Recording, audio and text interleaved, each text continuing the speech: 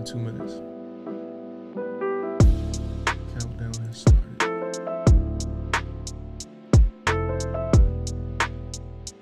You still hear me? Yeah.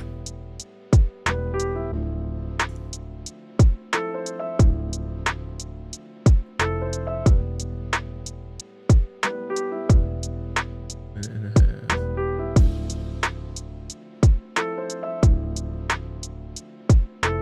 How's your bookings been going? Very slow. Right now, very slow. July and August were very slow.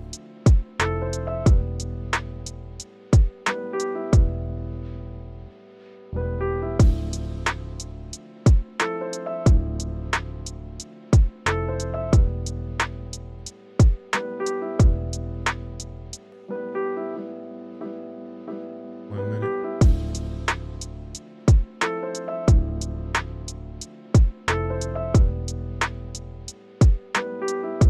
Seconds. That was good.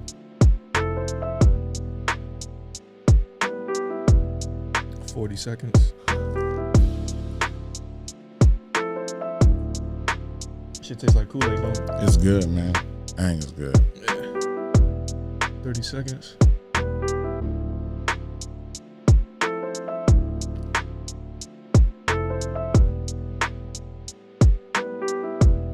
Seconds. 15. Five,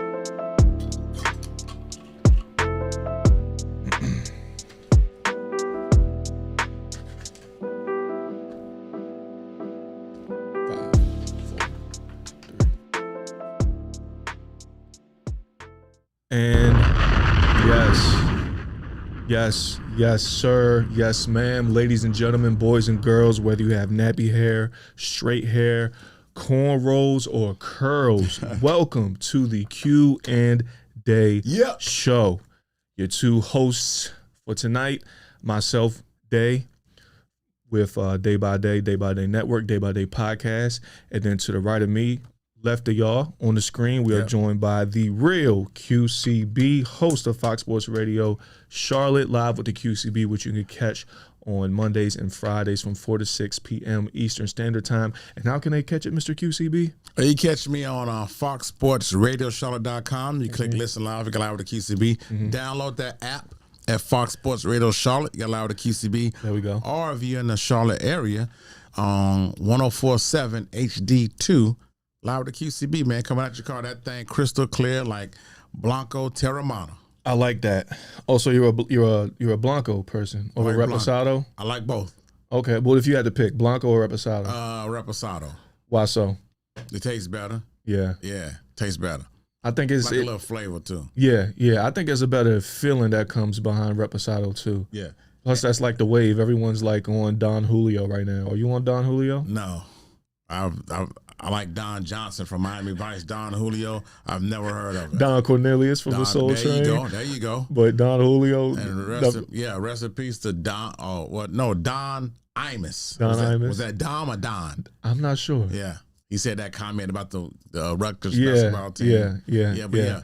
I got to get on Don Julio, man. I mean, it's, every year in the black community, it's one drink that we take and literally increase their stock and make them rich. Remember when it was Capriccio? Yeah, I remember that. Now it's Don Julio and Cutwater. Like Four Loko, that was no good for anybody. But it's like every year, every summer and fall, the black culture takes a drink and just like makes it like popular. Right. You saw what we did with Kool-Aid.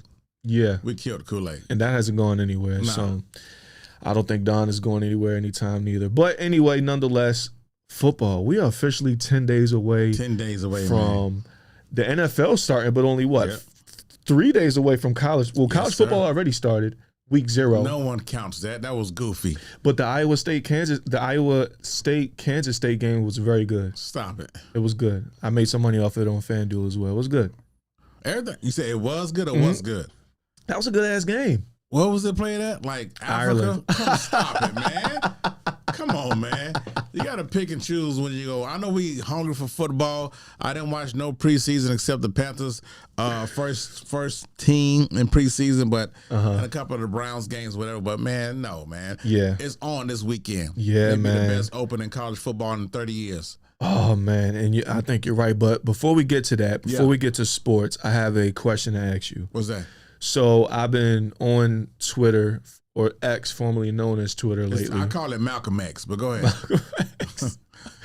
ahead. and lately, well, speaking of Malcolm X, did you see Denzel's new movie? Him and Spike Lee's new movie? Have you seen it? No, I saw it in A$AP Rocky 20 years ago when it was called Inside Man. Like whatever. Denzel does the same movies all the time. I heard it wasn't good. Snap. I'm gonna still try to check it out. I'm gonna check it out. You know that movie. All jokes aside, I hadn't seen it. Yeah, it looks good. The trailer looks good. Yeah. I'm not too really keen with watching movies with rappers in them. Especially like I thought T.I. ruined American Gangster. Him and Common. It was horrible. Common's a good actor. T.I. I don't know as much. I get Will Smith and Ice Cube, but it got a point in time Hollywood got saturated with this rappers. That's trying to be actors. Oh, I mean, look, do your thing. Don't be content with one thing. I'm not saying that. But damn, they were just throwing them rappers in there. But whatever. But well, he's been in a movie before. A$AP Rocky has. He was in a movie, not Fresh, because Fresh is the old school movie. The remake of Annie. What was he in? I don't know. I can't remember, but it was. I've seen it. He was decent. Good in it? Yeah, and I heard he was decent in this one, but I haven't seen it, so I can't deny neither confirm. But I'm a movie buff. Highest to Lowest was a remake of a 1960 something Japanese movie. It's not a remake; it's reimagined. Okay, so let's start there. Well, also with movies and the football season, are you looking forward to seeing that? Man, I didn't even click on that raggedy ass trailer. What are we? Why? I didn't even click on the trailer, and I'm a trailer. It's for dude. the culture. It's a Jordan Peele movie with Marlon Wayans. Oh, man, here we go. It's about football. That's like okay, I get like Nope wasn't Jordan Peele's best work, but Us was good. I mean, not Us. Yeah, Us was good. Get Out was good. And I'm missing one. I'm tired of hearing. With Jordan Peele? Yeah. Us, Get Out, Nope, Drop. That wasn't good. Yeah. Are those only 3? I think he didn't have a movie called Dope, did he? I'm thinking about Nope. Nah, so Dope, I think, is the movie with A$AP Rocky that I was thinking about earlier. Okay. So Us, Get Out, and this one. And Nope. This will be his 4th. So he's 2 for 3 because Nope was bad, but Get Out and Us was good. So he's 2 for 3. He's 2 for 3. So he can be good with this and be 75%. That's Don't a good give me rating. this for the culture crap, because I finally seen Sinners. It's for the culture. How was it? I still haven't seen it. It was a vampire movie. Okay. That's it. I heard it was like Dusk to Dawn. About your history and all that. I'm like, what are y'all? Was it? It was a vampire movie. That's all it was. Okay. Simple as that. That's it. I'll take your word. I'm gonna still check it out one day. No. Look, I think you should watch it. It wasn't horrible. I went like this. Okay, that was good. Yeah. That's it. I recently seen Weapons. Have you seen the trailer for that? About the kids that get up and run out their house at 2:17 in the morning. Right. It was different, but it was good. I enjoyed it. It was cool. Oh, it was cool. But I'm looking forward to seeing him.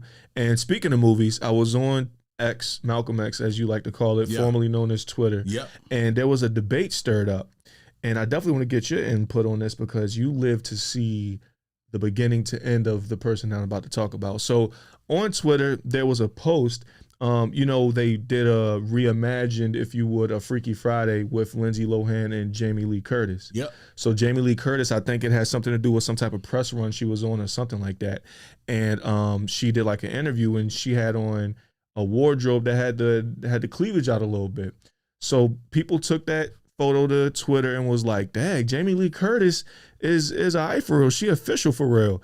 And so my question for you is, you've seen Jamie Lee Curtis from beginning to now, Halloween and the movie with John Travolta when she was in the dance class moving her hips. Yeah. You've seen it. And my question for you is, Jamie Lee Curtis certified milk? Yes. Yes. First of all, she had probably the best rack in Hollywood for a while. Because number one, her midgets came out doing Trading Places when she played the prostitute. Yeah, I remember that. She got Dan Aykroyd and she brought him back. She kept calling him Louis. She brought him back to her crib, her apartment, and she was like, it's not much, but it's mine. And she was like taking off a wig and doing all that. Yeah. And man, they just came out for no reason.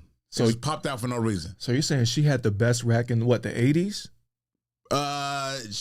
That's a tall task. It is. That's like my man Hassel say, that's a tough statement.com. Yeah.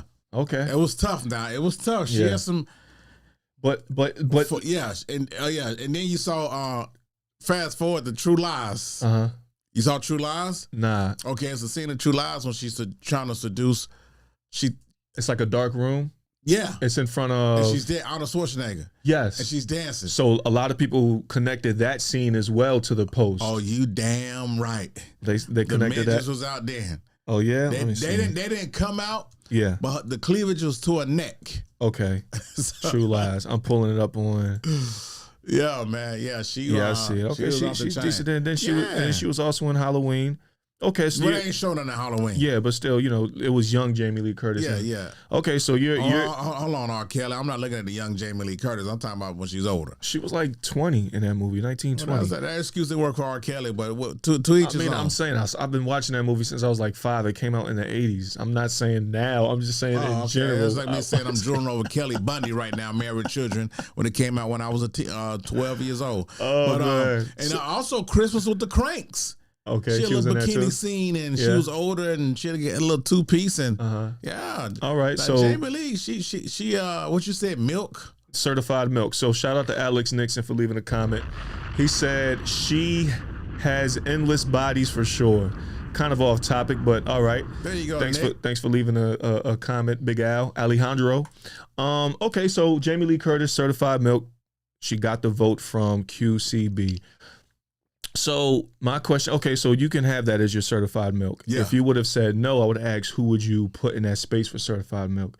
I'm gonna give you my answer and vote for certified milk. Okay. And this was tough because if it was based off of just lust or looks, I should say, with lust, I guess too, it would have been, what's her name from Bad Santa 2, the ginger from Bad Santa 2. From Bad Santa 2? And she's in that show, she's in that show as well. What's her name? Christina Hendricks.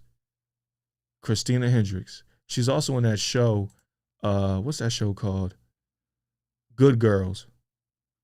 Christina Hendricks. Yeah, Good Girls. Yeah, the ginger chick. Yeah, the main character. Yeah. She's tough. But if I had to go off of not just looks, just in general, certified milk, and like just vibe, I just really like this chick in general. Anne Hathaway.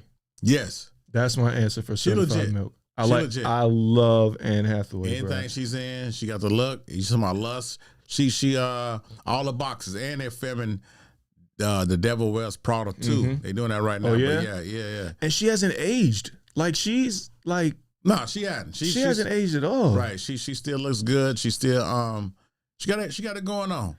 Anne Hathaway is currently 42. She doesn't look a day over 30. She 42? And you know what the best part is? What's that? She's an Eagles fan. Oh, go Birds. She is. That's what's up. Oh shit! Spilled my goddamn wine. So while you clean up your mess, to give Jamie Lee Curtis a run for money, who you got? Probably the best milk in Hollywood. Yeah, was in a 80s movie called Fast Times at Ridgemont High. It probably is the most famous, if not the most famous, or top 3 famous milk scene ever. Phoebe Cates is coming out the pool.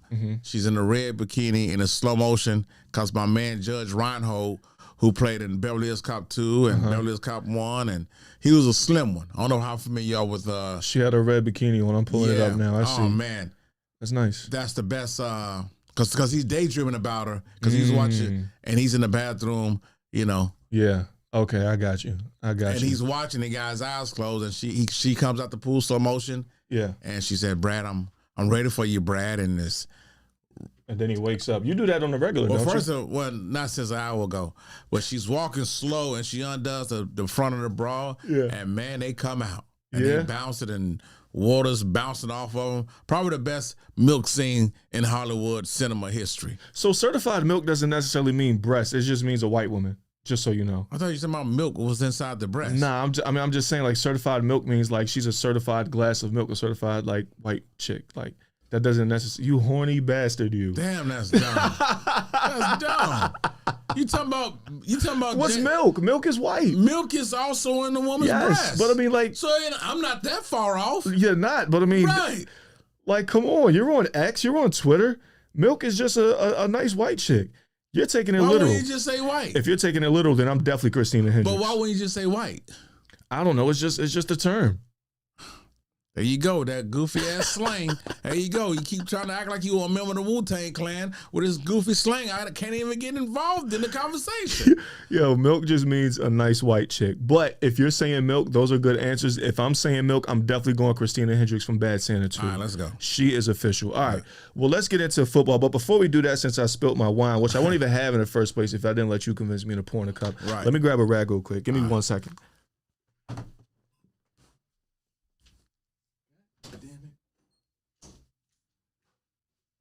Yeah, you got to get that before it get all sticky.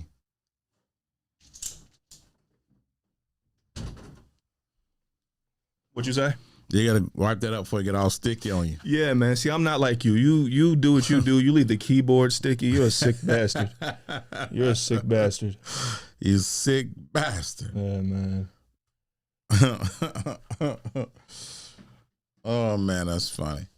I had wine at damn near, not all weekend, but like all Saturday and like a little bit of Friday. Yeah.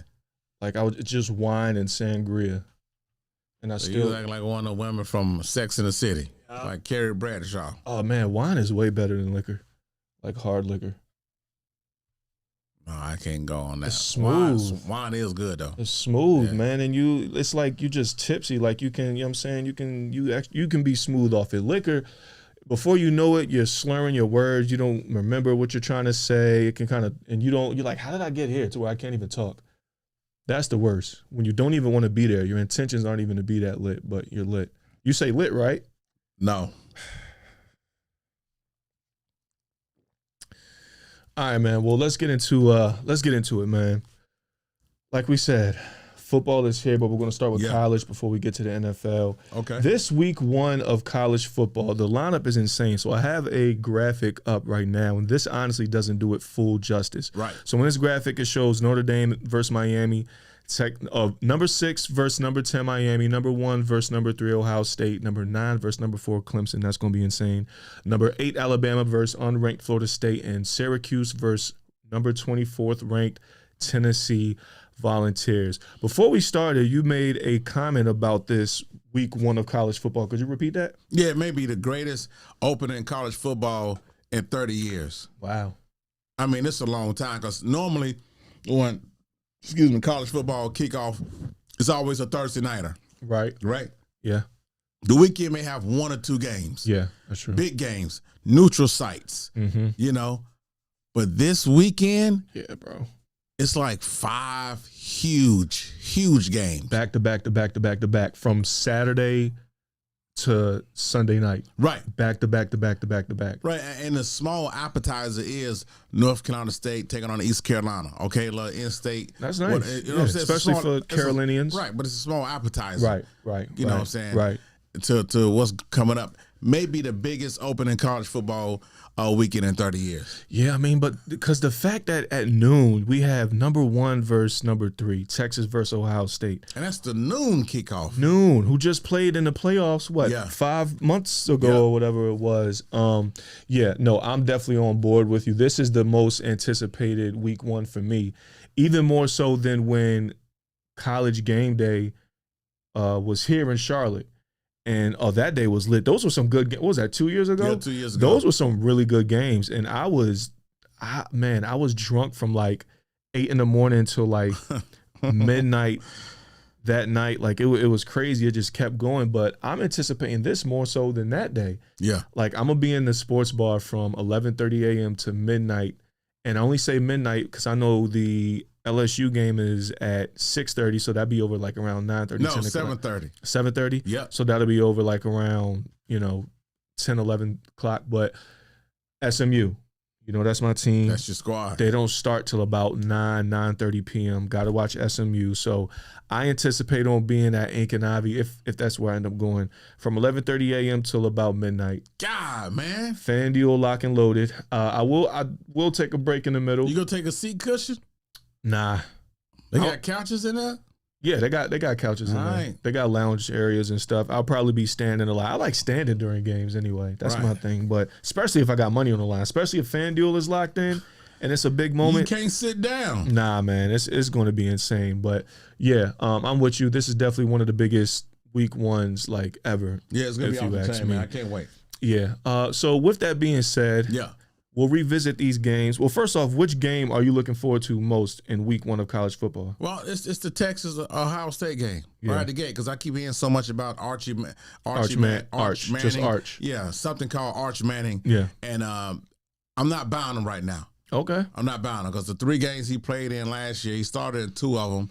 It was something called UL Monroe, something called UST RXBS. Yep, one of those UT teams. And another, it was Mississippi State. Yeah. Right? But see, he couldn't beat out Ewers. Ewers was the guy. And I commend him for even staying with all this NIL transfer portal, but they played on well to stay, obviously. Yeah. Oh, yeah, that oil money. Yeah, of course. But and this is a huge test for him. Yeah. And he's the man going into the season. And when you be the man going into the season, it's a whole different ball game than coming in and playing a few games or someone's hurt or coming in on type of packages. Lower expectations. And what better test than Ohio State, the defending national champion. So that's crazy. What I'm looking for the best. Not my Gamecocks. My Gamecocks, we're going to DDT, old school Jake the Snake Roberts, and pull out Damian on something called Virginia Tech. But I'm going, my biggest game I want to see so far this opening weekend, Texas, Ohio State. I'm with you as far as the game, but I don't agree. I disagree as far as the results. I think Arch Manning will show up. Now, granted, you listen. No. I didn't throw a prediction. I just said I'm not. So you are buying them already? Yeah. Okay, I'm selling them. Okay, so you have to be sold first. You have to be sold first. Let me see after this game, D. Yeah, I'm not mad at it, and so I'll say this about that as well. You forgot to mention when he stepped in against Georgia and got obliterated. He looked like he saw a ghost. Right. So did Quinn Ewers, to be fair. They both played bad in that game against Georgia last year. But I think during this offseason, I think he's, been under the spotlight since probably junior high school. I mean, he's the nephew of Eli and Peyton. Yeah, Cooper's son. Yeah, grandson of Archie. So I think that he's used to, being in high pressure situations like this, being under the spotlight, under the limelight. I think he'll show up. And this is, like you said, this is going to be the perfect test to see that. I mean, he's going against a great Ohio State defense, a very mature Ohio State defense, and even the coach. Like, this isn't just Coach Day. Who's just coming off of a natty. So they're going to feel good. They're going to have the momentum. And if he does take down Ohio State at the Horseshoe week 1, then his Heisman candidate is going to skyrocket after that. Now, of course, he has the rest of the SEC to deal with after that, so it's no cakewalk following week 1 for him if he does win. But I'm going to go with Arch, and I'm going to put my money where my mouth is as far as going with Arch. I'm going to pick them to outright win the game on FanDuel. But you're not sold on him, but who do you have actually winning the game?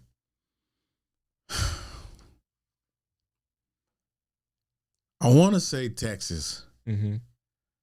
I want to say Texas. I'm going to say Texas winning the game because, number one, Ohio State, they start, Will Howard's gone. So they starting Julian Sand, right? He was a redshirt freshman, right? Who? Julian Sand. Yeah, he was. So they starting him, and this could be a big stage with him as well. But even though Archie getting in a few more times than he was last season, because Will Howard was the guy for Ohio State, I'm going to say Texas will get the quote-unquote upset. So I got Texas and not Stefanski. I keep saying Stefanski. That's the coach of the Browns. Sarkisian. Yeah. Sarkisian. So I'm going with the Longhorns. Yeah, me too. Hook 'em. Matthew McConaughey. Yep, hook 'em.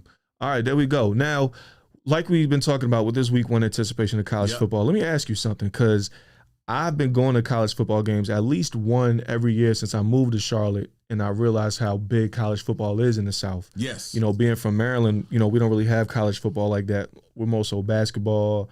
Y'all got a McDonald's up there? Yeah, we do. Oh, okay. We're more so basketball. We're more so lacrosse. So we're not like big on college football. Right, I know y'all slow up there. Yeah, nah, we're hoopers and we're athletes. We're big on track and all that. But coming out here, getting my first taste of college football, I've never looked back. I'm actually going to the Virginia Tech home opener against Vanderbilt in 2 weeks. So Blacksburg. Yeah, I can't wait for that. So with that being said, going to college football games, that experience is second to none. Right. I mean, there's nothing like it. I've been to a lot of football games. The Eagles, home games, the closest thing to that, but it's not quite as energetic. The atmosphere isn't the same as college football. Kansas City Chiefs got maybe the closest thing to a college football atmosphere. You've been? Not the Eagles. You've been? No. So what are you doing riding them? That's what the word is. That's what Dino Hackett said, who played for the Chiefs, who played for App State, and that's who. Well, Jason Kelsey says that it's the Eagle Stadium, and he's going to the Hall of Fame. He's a Super Bowl champ, so I'm gonna take his word off of what's his name, Dino. Because he won a ring. Yes, who? Because he's actually he played for the Chiefs for like 8 years, and Kelsey played for the Eagles for over 10 years and played at Arrowhead. Wow. Anyway, my question for you is when you look it up and Google it. And you're gonna see it, and come back to me. I know Chiefs are known. I know Arrowhead is known for being a loud stadium and having a lot of people. That's cool. That's cute. Yeah. That's cute. But my question for you is college football better than the NFL as far as a viewing standpoint?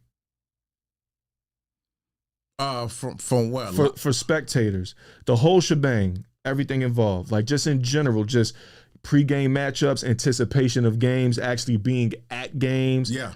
Just the whole thing, like for a spectator, is college football better than the NFL? Yes. It's not even close. Now, the NFL is a better product, right? Mm-hmm. Their last game of their entire season of Super Bowl is a national holiday. Yeah. Now, and I know we have bowl games, and they got the last week in January, which you want to make it to get in the big bowl games and the national championship game. Yeah, it's on a small scale. Right. But as far as spectators going to the games, pregame, tailgate, even watching from home, all that goes into it. Yeah. Absolutely. No, I don't know about watching from home now. You have to go to it because you could get a nice matchup. Like we're going to toe-to-toe that Thursday night. Right. So I think Eagles Cowboys.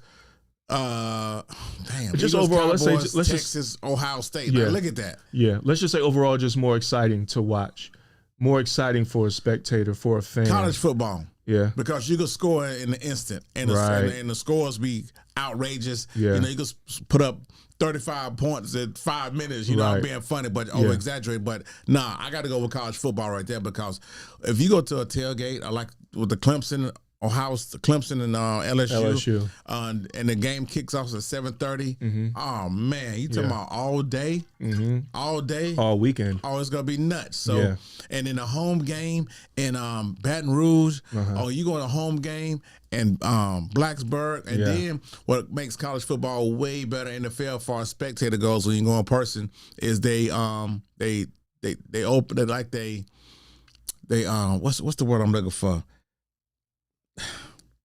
They're not ritual. That's something on centers. I'm missing the word. Like you're talking about their and I was part of it too. Right, like Virginia Tech got the Sandman. Yeah, I know what you're talking about. Clemson, they rub Howard's Rock. Yeah, like and they come down the hill. I don't know why. I don't know why I just blanked either. I don't know why I just blanked either. But they pregame activity, whatever it's called. I know what you're talking about. So I can't get that. But now that counts a lot as well, man. Yeah. I mean, that happens all over. So I got to go with college football with that one, partner. Yeah, I agree. The history behind college football is way deeper, just as far as like their pregame. We can't remember the name. Even in Florida State at the Tomahawk chop. Man. It's down that Doak Campbell. It's crazy. It's crazy. But yeah, I agree. I say college. And like I said, I didn't even experience the college football environment until just 4 years ago. Oh, you've been missing it. But the experience that I had, the way that I was introduced to it, I mean, to this day, that wasn't topped. But for that to be my experience, my very first experience, that's what made me fall in love with it. It was Clemson versus University of Georgia 4 years ago when Georgia went on to win the Natty. And that first game they played at Bank of America Stadium. And I'm on the Georgia side. Right. Lost my voice, got sick. But it was worth it. What was it at? Bank of America Stadium. No, just okay. I thought it was down the Athens, between the hedges, as they say. And we just say Georgia. You don't say University of Georgia. You sound like Urkel. Well, I'm being proper in case someone's tuning in that doesn't know the slang. Just say Georgia. University of Georgia, Georgia tomato, goddamn tomato. What's the difference? Because you don't say University of Georgia. Just say Georgia. We know so what you're talking about. So you mean to tell me no one has ever said University of Georgia? They sound like an Urkel. All right, if you want to be Urkel, that's fine. I'm just trying to save you from sounding like Urkel. You just say Georgia, University of Georgia. You don't know that I would not have said it moving forward. Just Georgia. Just let it roll. If you would have said Georgia, trust me, I would have known what you was talking about. All right, Georgia versus Clemson. What you thought you was talking about? Alabama, Georgia versus Georgia Southern. You never know. Georgia State. Stop Georgia it, man. Southern. Georgia A&M, you never know. Stop it. But anyway, I agree. Just the overall energy with college football. And like you said, it's way more exciting as far as plays happen. Yeah. NFL, you have the top 1% athletes of that sport going against each other. So the competition threshold is smaller in the NFL, of course, than the college. But if you're I'll say it as an Eagles fan, I definitely enjoy more so watching the Eagles than I do a college team. Now, if I were to grow up in, let's say, Alabama and had to pick between Alabama or Auburn, and those diehard fans, and I'm pretty sure I would feel the same way about them that I feel about the Eagles now. But I ended up, getting introduced more so to be a bigger fan of an NFL team. So that will never be topped by a specific college game or team. But overall, I enjoy watching college way more. It's nothing like it, especially the SEC. Now I'm kind of, getting into that ACC field, living out here in North Carolina, Charlotte to be specific. So that's that. All right, we got some comments. Let's see what we got. Alex Nixon said, "Go Dogs." You got them to win the Natty this year? Alex, talk to me. Longhorns coming for the chip. Manning bloodline ready to shine. All right, you got confidence in the young man and lad.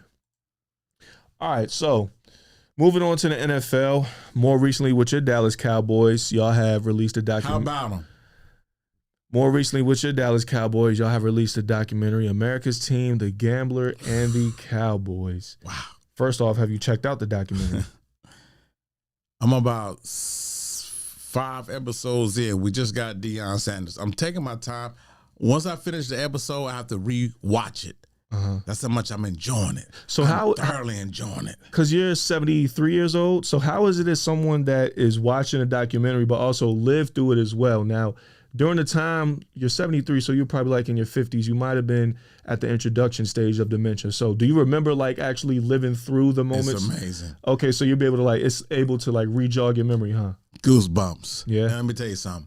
To see this and like to see the news clippings from Dallas and to see, you knew all the stories, like you knew it was a power struggle between Jimmy Johnson and Uncle Jerry Jones. You knew it was. Right. But and I'm so glad they're still here to talk about it. That's one thing I don't like about some documentaries. People had them passed on. Yeah. And some people here still don't want to even talk about it. The fact that Jimmy's here, Uncle Jerry Jones is here, and they talking about what happened, because we already know it was a power struggle, but to see it in depth, man, oh my gosh. And let me say this, man. I'm getting a boner just thinking about it. Let me say this. When I'm watching this, Hold on. We gotta relax at some point. But it's not exciting. I know you're not the biggest fan of pause. Yeah. But bro, that's how excited I am. At some point we gotta relax. I am relaxed. No, obviously you're not. If you're talking about boning up. Because I'm thinking about the goosebumps that's going on. Can you please, can we just get one pause out of you for that? What? I don't do that game. All right, continue. I'm not gonna lie, neither do I. I went back when I was home. What? When I was with my family, my mom says pause now, so it's officially over for me. Game over. Mom Dukes is doing it now? Said pause. I was like, well, that's the last of me saying it. Shout out to Mom Dukes. That's the last of me saying it. But, all right, go ahead. Continue. To quote my man Hasso, toughstatement.com. After watching halfway through this documentary, The Gambler and His Cowboys, America's Team, I call him Uncle Jerry Jones. Jerry Jones is easily the greatest owner in any professional sport. This is a sick Negro. Bro. The greatest, okay. Easily. The floor is yours, my friend. Please break it down. What makes Jerry Jones the greatest owner in sports easily? Easily. I know Steinbrenner, Yankees. Mm-hmm. I know the Kraft, Robert Kraft got all these rings. Yeah. The Rooneys, the Rooneys are loyal. Jerry Jones is easily the greatest owner of all time. Number one, what he went through to get the team and what he had to endure when he got the team, right? Sometimes in sports, coaches who have been great, they fall off, right? They peak, they still try to stay there. Bobby Bowden, you have to push him out. Right. Jerry Jones came in and made huge decisions. Dude, I got to fire Tom Landry. He had to have the balls to do that. The man was loved. When he got fired, they had a parade for him. Yeah. When last time you seen a head coach have a parade after he get fired? I don't know, but I know it's going to happen with Nick Sirianni once he retires with about 4 or 5 rings. Okay, I'm sorry, whatever. I'm just telling you. Yeah.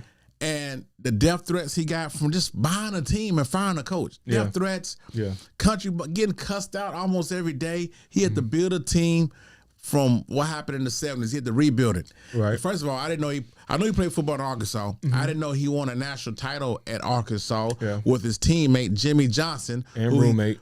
Who he pulled from Miami and made his head coach after he fired Tom Landry. Right. You know what type of big decision that was? That's like Norman Lear, who gave you the Jeffersons, who gave you All in the Family, who gave you Good Times. So you know what? John Amos won a damn pay increase. We finna kill James Evans off in Good Times. That shocked the world. Huge decision. Fresh Prince of Bel-Air, the original Aunt Viv, they had to make a decision to get her ass up out of here and bring the light skin. Huge decisions. Jerry Jones made huge decisions. If it wasn't for Jerry Jones, NFL wasn't even on Fox until he made the deal.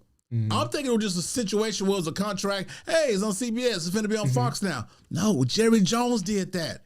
He put the NFL on Fox. NFL was ran by Reebok. Guess what? Jerry Jones got Deion Sanders. You know what? I'm going to holler at Phil Knight. I'm finna bring Nike in here in the NFL. He brought Nike into the National Football League. And look what it went to. He got Phil Knight, some guy out of Oregon, who went to Oregon. All the moves Jerry Jones did when he became owner of Dallas Cowboys is one of the reasons it adds up to the ingredients why he's the greatest owner of all time. And not to mention, when he had to fire Jimmy Johnson after winning back-to-back Super Bowls. Hold your thought with that one, Jimmy Johnson firing back, because I want to add some context to the first reasons that you listed.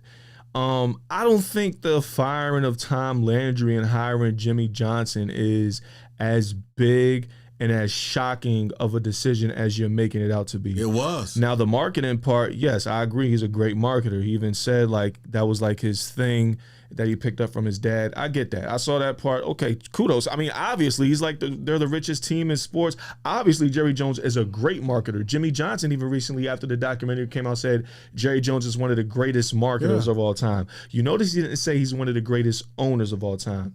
Now, let me ask you, what criteria goes into somebody being one of the greatest owner? According to you, it's overcoming adversity and being good at marketing and being successful. You have to be successful. You have to make tough decisions. This SOB came in, he fired the general manager. He fired the guy, the stadium PA announcer guy. He fired the damn guy who played the national anthem on his damn bugle. He ain't do nothing. And he got fired. But he did that because he wanted to be he wanted to be over everything. Right, it's my team. He could have did it and failed and not won a ring ever. You know, it's 12 other Super Bowl. It's 12 other organizations that hadn't won a Super Bowl. The Buffalo Bills are an amazing organization. Right. 0 Super Bowls. But I guarantee 0. Right. But I guarantee if they were to have hired a coach who's just fresh off of winning, did he win national championships at Miami? Jimmy Johnson? Yeah.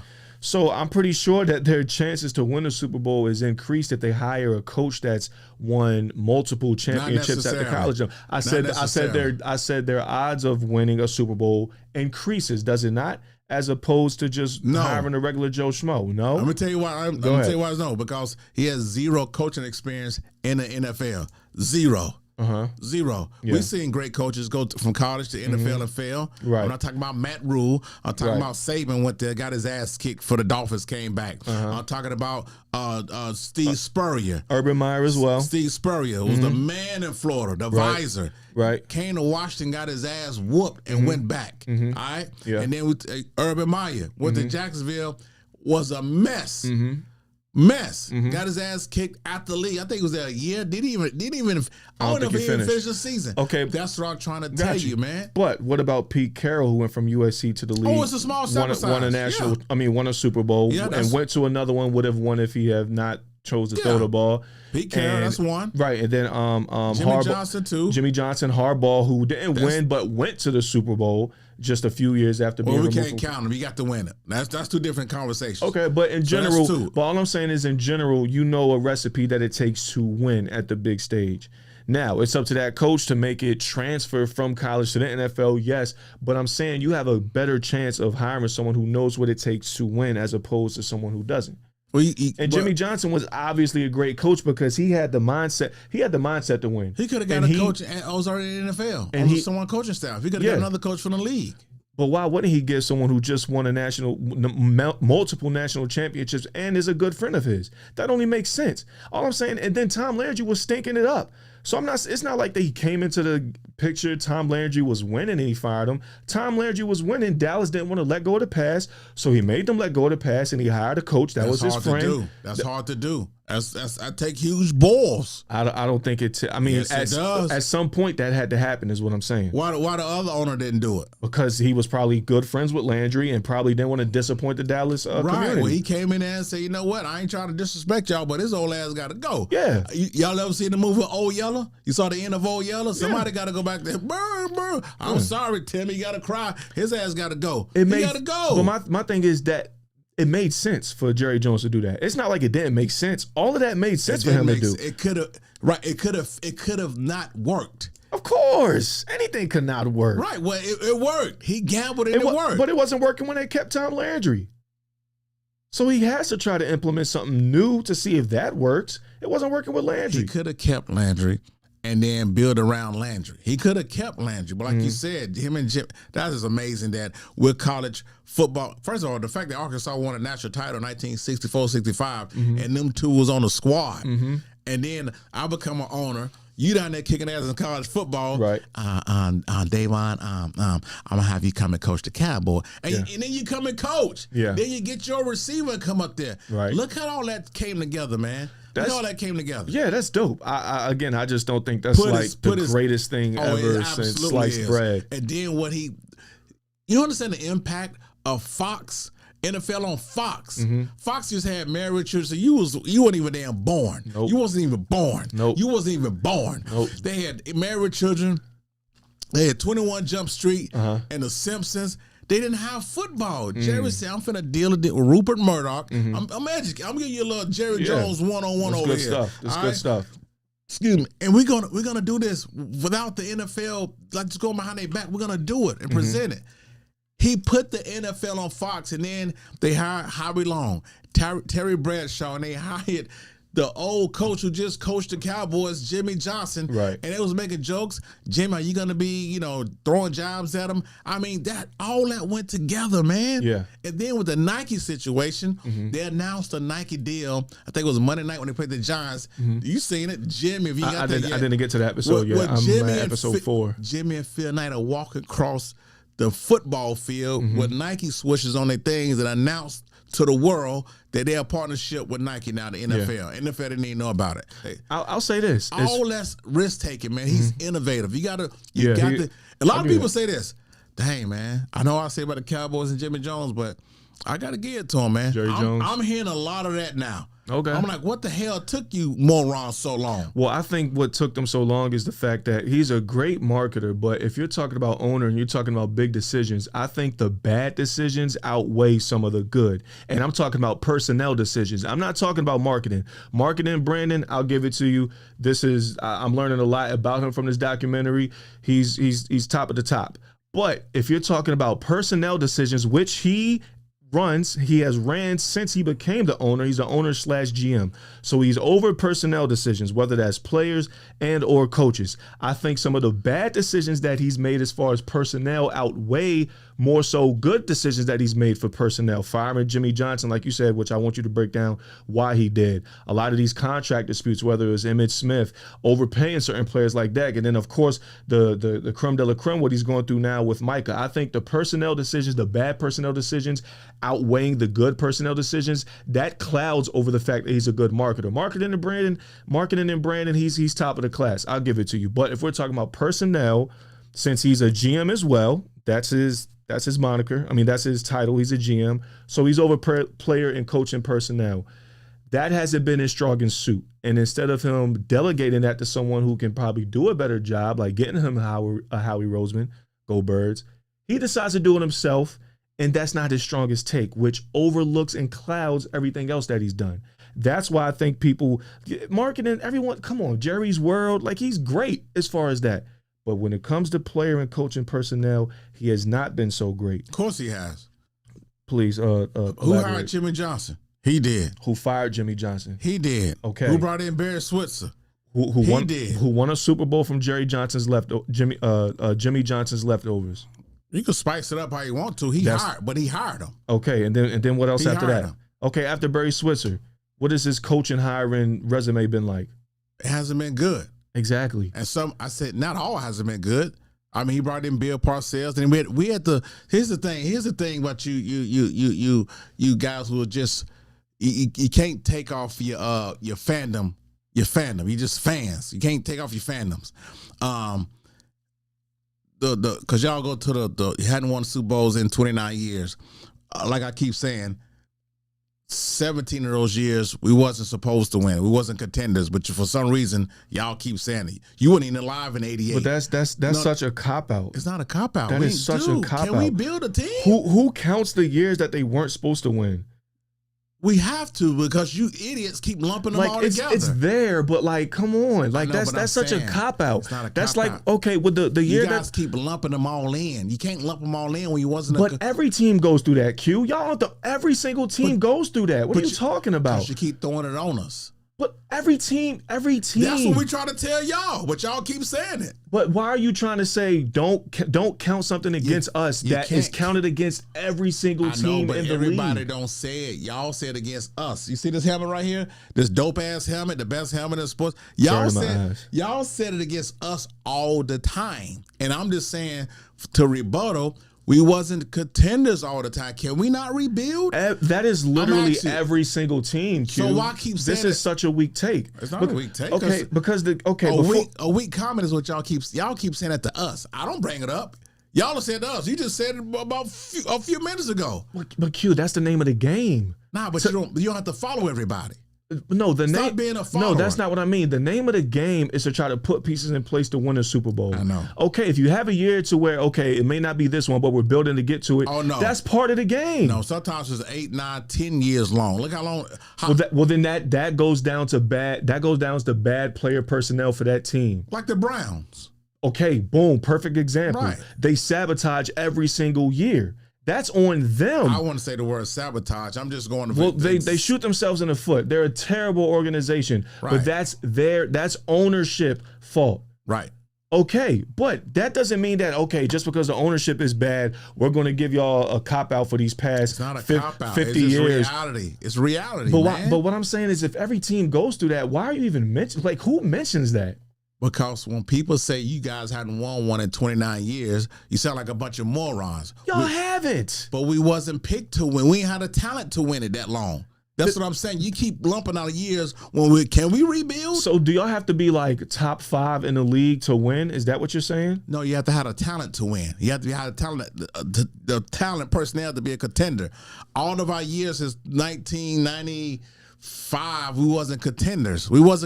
You can't keep but that's what y'all do. So I'm sitting here.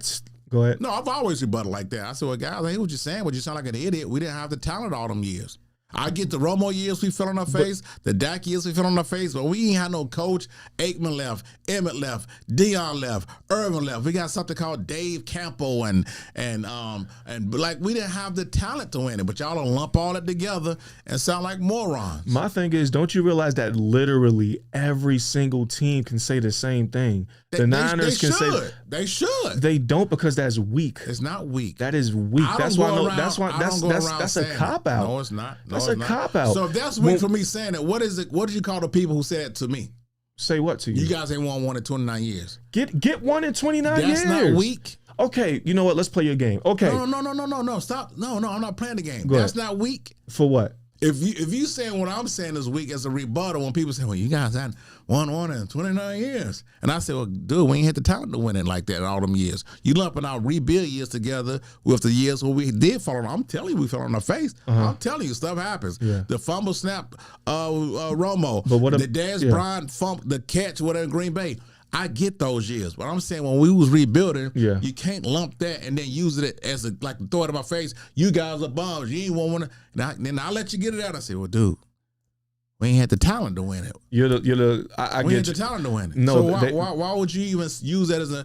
Because I could be arrogant and say, you know what? Unless you won 5 Super Bowls, I can't talk to you. So I could be arrogant and say that, but I don't. So what should people say? In the past 29 years, you've only been contenders 12 years, so you haven't won it in 12 years? Is that what you want people to say? I'm confused. No. I mean, what should I don't people bring say? up the Super Bowl argument because I could just be arrogant and say, unless you got 5 rings, I can't talk to you. So what should people say? Since you think it's crazy for people to... It's stupid, but y'all keep saying Since it's stupid, then what's a non-stupid way to say it? I can't tell you how not to be stupid. Obviously, you know it. Since the way we say it is stupid. I just rebuttal So what's the non-stupid way to go about it? I can't tell you how not to be stupid. I just rebuttal. You gotta give me an answer, kid. I'm giving you one. I just rebuttal and just be like, hey, we ain't had the talent to win. I just let you know we ain't had the talent to win it. I think that's stupid to say. So what's your excuses for the years that y'all did have the talent to win it? I just told you we fell on our face. We got our ass kicked. And that's but that's what it comes down to. You have to take advantage of the opportunity at hand. You're not going to get every single year the same opportunity, but the years that you have an opportunity to get it done, y'all haven't done in 30 years. Is that a better way to say it? In the past 30 years, in the past 30 years, any opportunity y'all have had to at least put your foot in the door, you shot yourselves in the foot in the past 30 years. Is that a better way to say it? If what now? What you say? In the past 30 years, any opportunity y'all have had when you had the players, like you said, to get there, y'all stepped on your own foot. We shit the bed, whatever you call it. Yeah, and sometimes we ain't step on our foot. Sometimes we got our ass kicked, like with the Green Bay Packers. They kicked our ass. Yeah, I'm the realest Cowboy fan because you didn't show up prepared. I told we was prepared, but we just got our ass kicked. No excuses. No, the day of the game, y'all weren't prepared. But wait a minute, y'all got y'all ass kicked the next week by the Bucks. Okay. Was y'all prepared? No. You was prepared. We weren't.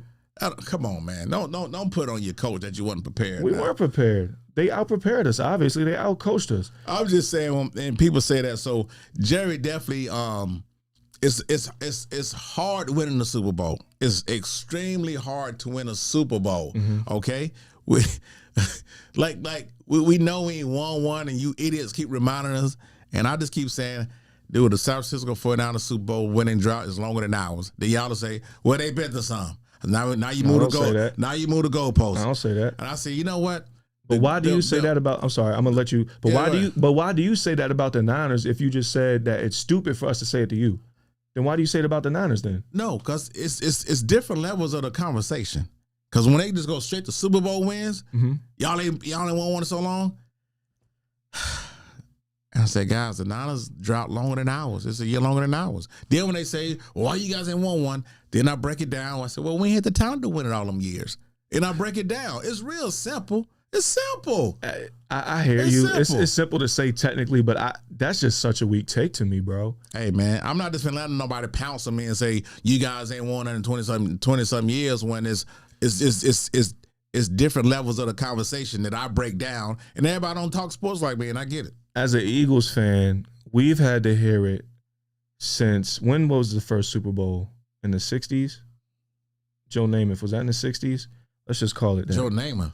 That's you talking about with the Jets? Yeah. Yeah, what about? I mean, he was like, what, the fifth Super Bowl? That was Super Bowl 3. All right, but I'm saying, when was that, in the 60s? When did the Super Bowl start? I don't know, but y'all, Okay, you Eagles fans are so horny to get Super Bowl rings. You add something that was called that wasn't even in the Super Bowl era. National championship. That's stupid. My point exactly. So y'all didn't let us have that. Okay, cool. But you shouldn't want to have that. What you mean, y'all? And you shouldn't want to walk around talking about something. We didn't have the players 17 of those years to win it. But that's true. We did have the talent. That's true for every team, but nobody relies on that cop-out is what I'm saying. It's not a cop-out. But hold on. Let me say this. As an Eagles fan, we had to go so long hearing about, especially being in the NFC when every other team has a ring. Oh, y'all don't have any rings. Y'all don't have any rings. Not once has an Eagles fan said, well, about 20 of those 60 years, we didn't have the personnel they should to say win. It. And that'll be accurate if that's a true statement. I think it's rhetorical. Why? I mean, everyone knows that for every team that you have rebuild years. Like they don't know. Nobody says that. I'm a Cowboys fan. Nobody says that. Well, you may not experience it. I just met you like a week ago, so I'm just telling you what I've been going through, what I've been doing on Sports Talk Radio for 25 years. Yeah. I walk around with Dallas Cowboys stuff since I was 8, 9 years old, and I get up since a teenager and all that, in 20s and 30s, and you guys ain't won one. And I hear it, so I said, okay.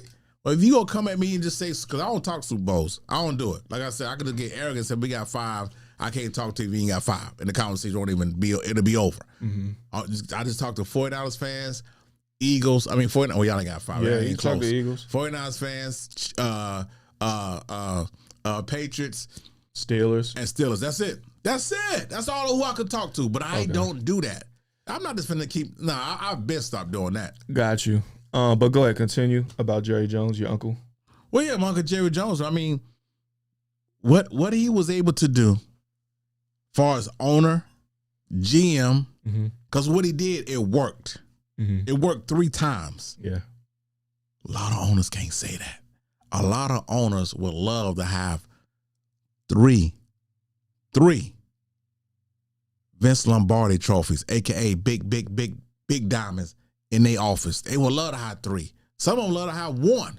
You don't think the owner of the Buffalo Bills want 1? He ain't got none. Yeah. And them Buffalo teams in the 90s were freaking awesome. Yeah. 4 straight Super Bowls. 4 straight. They That's don't get depressing. enough props. I think they was a dope-ass team. I mean, we kicked their ass twice. It was boring. But they don't get enough props. Even now, with Josh Allen them running things up there in Buffalo, doing things. My question for you is, who's the bigger contributor to the Super Bowls, Jerry Jones or Jimmy Johnson? Jerry Jones. You out of your damn mind. He the one who put them there. He put them there. He put the pieces together. He had to okay everything. Jerry Jones went in the war room for the draft. If that's the case, then why? I know you're going to say Barry Switzer, but again, that was a byproduct of Jimmy Johnson. If that's the case, then why, after Jimmy Johnson, excluding Barry Switzer, didn't he have the same impact as far as not even just Super Bowls, yes, but just the team? Like, y'all never seem like your team is like watching them in this documentary under Jimmy Johnson. I've never seen any Cowboys team after that have that same resilient mentality. Never. Players are different. Players are different.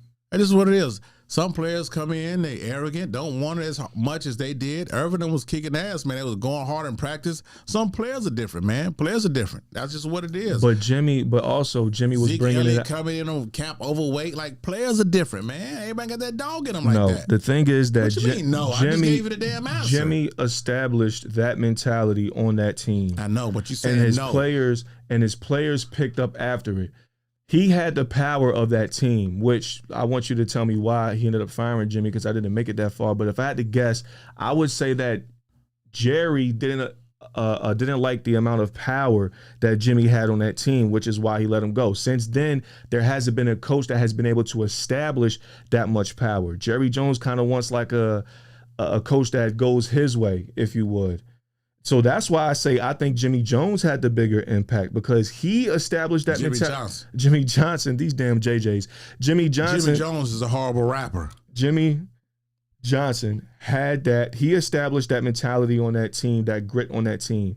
Yeah, Michael Irvin came from the same thing because they was together at college. That's the reason why he even got him in the first place.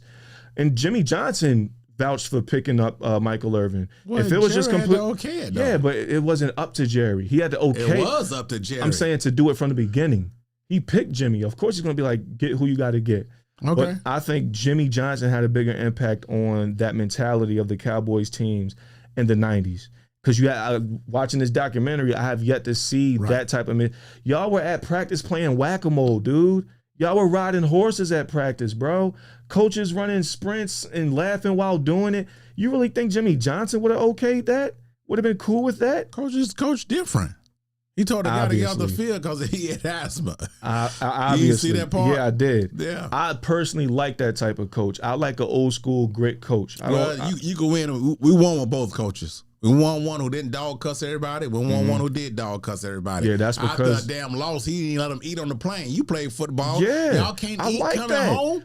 Because he wants to establish a mentality throughout that organization, which he did. Yeah, I'm just saying I have yet to see that from the Dallas Cowboys since Jimmy left. So I'm gonna say Jimmy Johnson was a bigger contributor to y'all winning those Super Bowls. Well, they won after he left. So and then y'all got one that was a byproduct of Jimmy. But that's a win. We won after he left. Did. It's not an asterisk y'all got like the bubble one championship for the Lakers. It was a byproduct of Jimmy, the one that y'all got under Barry Switzer. I don't know what that is. That's What's why after a byproduct. They won one when Jimmy left. That's like Kobe won two when Shaq left. It was a byproduct of Jimmy that y'all got after that. All right. And if it was that simple, y'all would have more than just one. It wasn't Jimmy. that simple. That's what I'm trying to tell you, man. You got to have them players, man. It wasn't that simple. You have to have the coach. It wasn't that simple. Y'all got three with Jimmy. Wait, how many y'all got with Jimmy? Two? We got two with Jimmy and one with Barry. Y'all got two with Jimmy. Yes. I'm saying it was simpler with Jimmy in the equation as opposed to him being out of it. Well, Jimmy had to build it first. We weren't saying Super Bowl when he first got there. Even though you idiots think we were saying Super Bowl every. You guys say it. No every one year. says that, bro. But nobody. But nobody highlights. Wait a minute. No one says what? Oh, every single year you're expected to win, no matter if you have a new coach. I'm talking about with every team. Every team when they first get Q. When you never heard that before. When every team gets a new coach and they're starting from scratch, you're not going to say, "Oh, they're going to win a Super Bowl this year." Well, you say it to me. You guys say the same thing every year. You know what every year means, right? Yeah. That's what you say to me. But Q, y'all have a quarterback. Y'all have the same owner. I know, but you said we say it every year, and you don't. That's y'all not do. True. Okay, y'all so get a new. new. Said it in 1988 and 89. Oh my and God. Okay, let me get technical with you.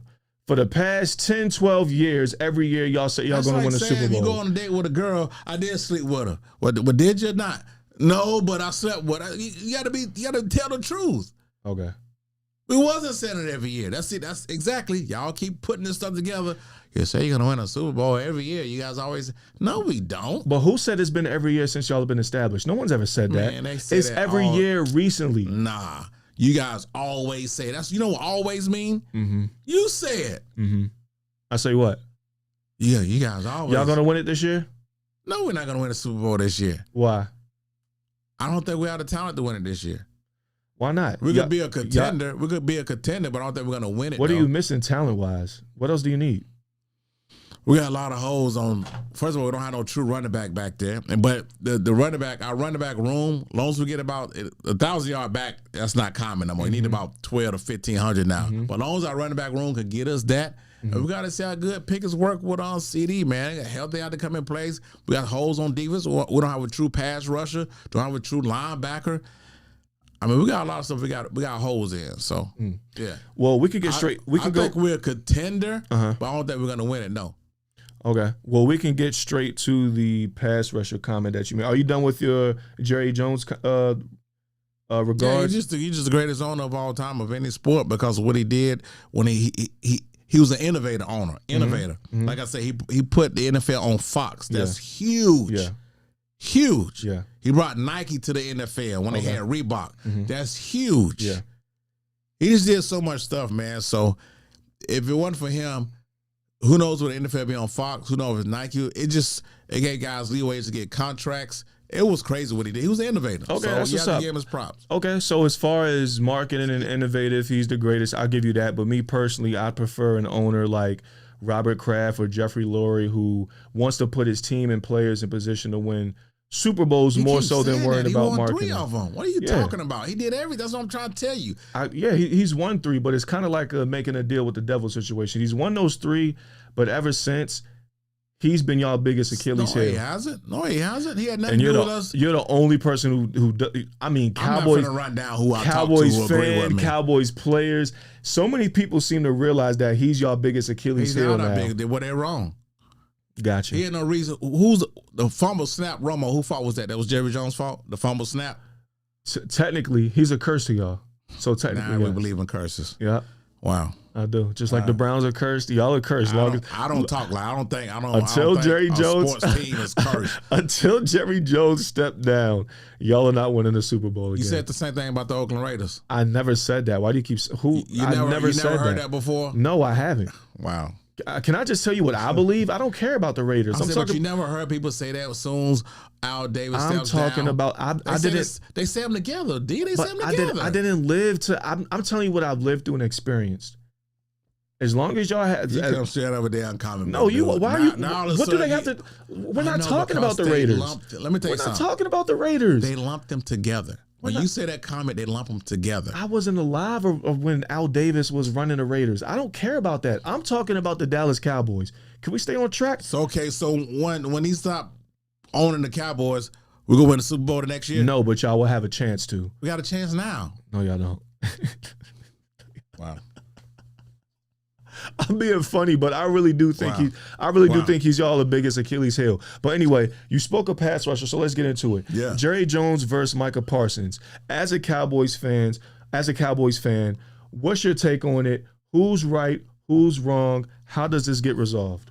Well, I wanted Michael Parsons gone a few years ago because I feel like he still got value in him. We get a lot of picks. I mean, we can help fill our holes on defense, offense, whatever the picks may be. Yeah. Same thing when Jerry Jones, who don't know about football, did when he traded Herschel Walker to the Vikings and got 5 players. The 5 players didn't even touch the damn field. Right. He traded them away. Yeah. And did things and helped build a team up, and we got a damn Super Bowl. So I think that same thing can happen with Parsons. Or I'm not opposed. Yes, he deserves his money. Give him his money. But I'm pro owner. It's my team. You're not finna try to stronghold me into paying you, dude. We did this with Emmitt Smith. He missed 2 games, and then y'all paid him. Thurman Thomas was 13.5. He made Emmitt 13.6. Okay. And we won a Super Bowl that year. Not saying that happened now. Yeah. I'm just saying. I got you. And same thing with CD. Same thing with Dak. But as far as Micah, listen, I think he deserves the money. Yes, he do. Okay. I think Micah's going about it the wrong way. You don't show up at games and fall asleep on the damn training table, which he said he wasn't. I mean, that's just stupid. You don't. If you go to try to strong arm an owner, be prepared for the backlash. Because guess what? Jerry Jones got an ego. Huge ego. They both do. Right? This is what the whole premise of this back and forth is. They both have it's egos. Just called, first of all, it's negotiations. Uh-huh. All this is negotiation. Here's the number. This is a piss Do you battle like this as well. number? Okay, I don't like that number. Well, you're not going to win that battle. Now, if Jerry go pay him, I think he's going to get paid. I do. I don't see them trading him. If they trade him, I will be shocked. I'm like, damn, I text you. Damn, D, did you see what happened? Yeah. They traded him, man. I thought he'd still be a Cowboy. But I want Crowley, get up out of here. I want him here. But then again, he has to show up in the postseason. Much as Dak get his ass beat down for not showing up in the postseason, I told you before, Micah Parsons, ever since he's been in the league, Pro Bowls every year, double-digit sacks every year. Right. But the 4 playoff games, Right. 1 sack. But if you're going to use that analogy, then why did Dak become the highest paid quarterback in the league if he doesn't show up in the playoffs? Because athletes going to get their money. I keep telling people, So why doesn't Micah Micah get his money? He just ain't paid him yet. You can't tell a rich billionaire what to do. Not rich. You can't tell a billionaire what to do. He's Archie Bunker worth $1 billion. I don't think it's telling him what to do. I think it's telling him to give him his worth. Well, you can't say, well, okay, when you play that game with an owner, trade me. Pay me or trade me. Well, the Browns paid Myles Garrett. because he said the same thing. Yeah. Okay, so if you play that game with an owner, Right. and you got your numbers, I'm worth it and all that stuff, Right. okay, well, it's a chance I may trade you. Somebody else first. Which he's fine with because somebody will pay him. Of course they would, dude. Yeah. Of course. So Yeah. if he go play that game, he go play the game. Yeah, and that's all bitching and moaning and crying about it. That's Yeah. all he's doing. He's saying, I'm Okay. gonna get my money one way or another. That's all he's doing. Won't and be saying. here. We ain't want a damn thing with you. We ain't want a damn thing with you. But Q, can you honestly sit here and say that he doesn't help y'all? In the postseason, he hasn't. I mean, if that's the thing, then neither has Dak. Right. So then why pay y'all paid Dak though? And He he's paid him. You made him the richest. This dude is the richest quarterback in the league. Y'all keep getting caught up in that. You see, y'all get no, because it matters. I know, no, it doesn't. You could be the richest person in a position. QCB. That doesn't matter. That matters. That What Dak matters? Prescott is the richest quarterback in the That National doesn't Football matter. League. That doesn't matter. Yes, it does. What? That goes. It matters on many levels. What? One being that he hasn't proven to be the richest quarterback because he hasn't shown up in the postseason, and not only that, it matters because it affects the money that y'all can give to Micah. It matters. How in many both years was ways. Tom Brady the richest quarterback in the NFL? How many He years? intentionally doesn't want to be the richest. I'm just giving you an example, right? So instead of you saying Q, you're right, you're gonna go say that whack ass what you just said. Why Patrick Mahomes ain't the richest guy? He intentionally doesn't want to be the richest, well, so his that's other their fault. players can get paid. That's their fault. No, it's not. That's see, It is their but fault. that's all. It is their fault, Okay. but that's all the difference, and that's the reason why they win championships. That's not the reason why they win championships. Yes, it They got a is. It's good the damn mindset. team. They had a good damn team. But to get that team, that good team, they took pay cuts to make sure that the other players got paid. Tyreek Hill left. And they He's an won- idiot. Right, and they Tyreek won, Hill's and an they, idiot. And they won without him. Tyreek Hill's an idiot. And they won without him. That's what I'm trying to tell you. It doesn't Okay, matter. and Pat's won one without Randy It Moss. doesn't matter if you're the highest paid at your position or not. That's not the reason you're going to win a Super Bowl. But it affects your odds because you're able to pay other players, QCB. That's all I'm But saying. every guy who won a Super Bowl didn't take pay cuts and they still won the Super Bowls. I'm not finna sit here. We got to look up if we could look up contracts and see the last 10 teams won the Super Bowl who's the high. I mean, that's a lot of work to do. I don't mind doing homework, but come on, man, you can't use that narrative But as the it's reason why not you a win Super narrative. Bowls. It goes into Does it. your quarterback take a pay cut? That's why you win the Super Bowls? No, I'm saying all it adds into it. Yeah. All I said was it would have helped to been able to pay Micah if Jerry didn't. It starts with Jerry. He's still on the contract. If he didn't make Dak the highest paid quarterback in the league, that money could have helped pay Micah. Man, he still could pay him. Could it not have? No, he still could pay him. That's why it's irrelevant. It affected the cap though. It had definitely affected still your can cap. pay him. So why doesn't he? He still can make the high. So why doesn't he? You can't tell him what to do. That's it. You can't tell him what to do. That's ego. That is all ego. I just told you he has an ego. Yeah. Right. And you're proud of that? Yes. You're proud of having an owner like that? Yeah. Who, all right, hey, if you're proud with it, then you're good to go. I don't know what, I mean, of course. You're different, man. You're different. I am different. You're different. I'm logical. So you're on Jerry's side with this whole thing. You damn right. I'm on Micah's side. Jerry's not out there risking. Yeah. Jerry's not out there risking getting injured every play. Really? It's a collision sport. Yes, really. That's a great sports take. Yeah. That's a weak You're the cheese. same guy who said, "Oh, we didn't have players in 12 of those 20 years." Who the didn't. hell says that? The response to idiots who say y'all ain't won one in No, so many you're years. literally the only person in all Good. my years of debating football that I've ever heard say I that. like being a trendsetter. That's not a trendsetter. You look weak. It's a reason why no one says it. All But anyway, I'm on Micah's side. I think why not just pay the dude? He's obviously one of the best pass rushers in the league. You're saying So now y'all want to give him his props. who disregarded? Y'all been calling Mike a bum. Name somebody. You're saying You. y'all. I've never called. Where's it at? The bum ass Cowboys. Did I say bum ass Micah Parsons? Come on, man. That don't even make sense. Did I say That's bum? what I'm saying. Y'all call Dak No. Prescott a bum. He is a bum. He doesn't show up in the He's postseason. He's a bum. The dude finished second in MVP voting 2 years ago. That's a bum. Congratulations. We're really gonna call Dak Prescott But what's a a bum. what's a show for? You it? want to name some bums in And the what's NFL? to show for it? And what's a show He for got it? 2 playoff wins. People call him a bum, and you're proud of that in 10 years? Some people have 0. We're not What talking are we about some doing? people. Hurt's been to 2 Super Bowls in half the career of Dak, and you're talking about he has 2 playoff wins. Jaden In Daniels 10 years? Jaden Daniels got 3. In 10 years, It Kill? happens. Why even mention that? Why did you even say that just now? That's nasty. No, it is. That's You nasty. guys hadn't won a playoff game in so many years. People call Dak a bum because he doesn't show up in the That's playoffs. the people it's who don't know known. sports, man. It's known. As soon as the playoffs comes know. around, Dak is going to piss his leg. No, but you can't call him a bum, man. It's a lot of quarterbacks who are not top 10. Why do you like quarterbacks talking who about are other outside. people? Can we talk about Dak? Because you're not listening to logic. You can't call him a bum. He You know doesn't- what a bum mean in sports? Okay. I know what I have to do with you. You're Mr. Technical. In the postseason, Dak Prescott is a I bum. know. Is that better? No, you can't call him a bum. Why? Because you say it's the not two right? teams we went out against San Francisco, we lost by like less than a touchdown.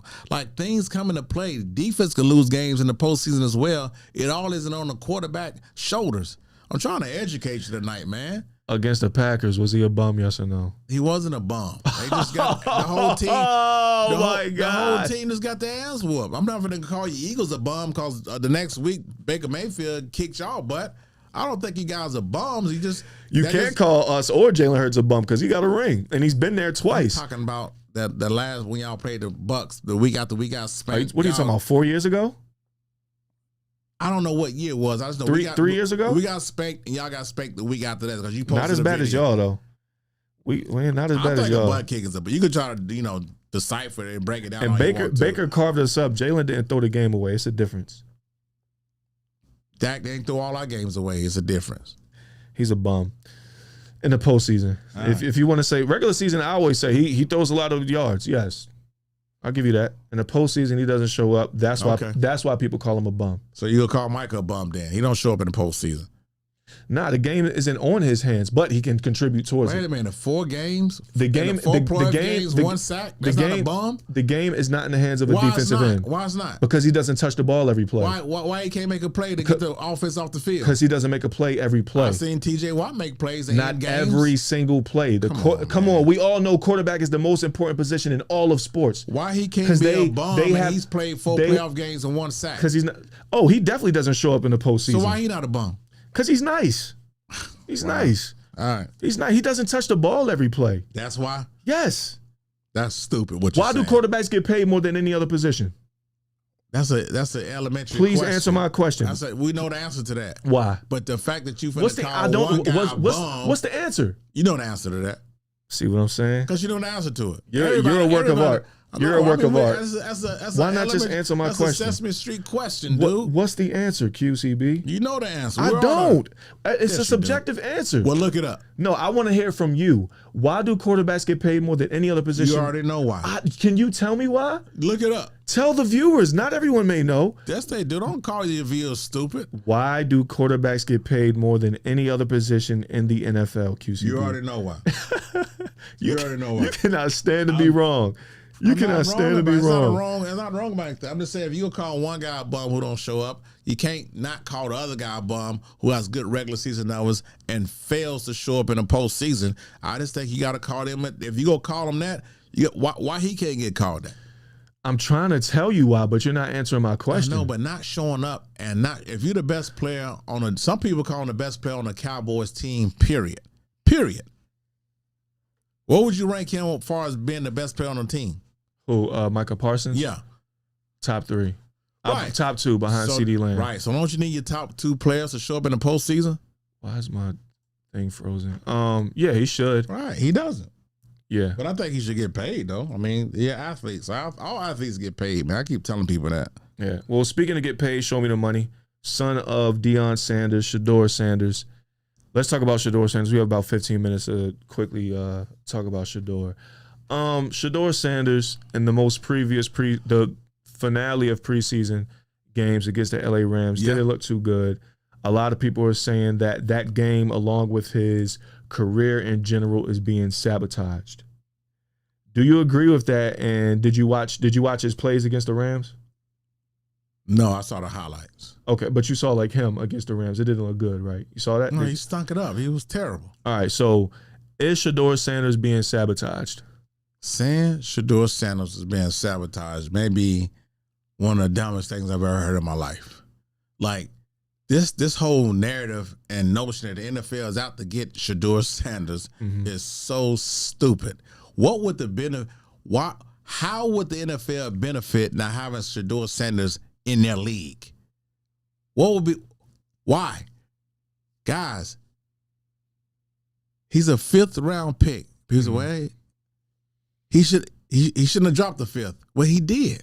He's not the only player that hadn't dropped before. Well, did you hear Eric Dickerson's comments? He said he had inside connections, inside communications from inside the league of owners saying that they deliberately told other owners do not draft him. Well, why?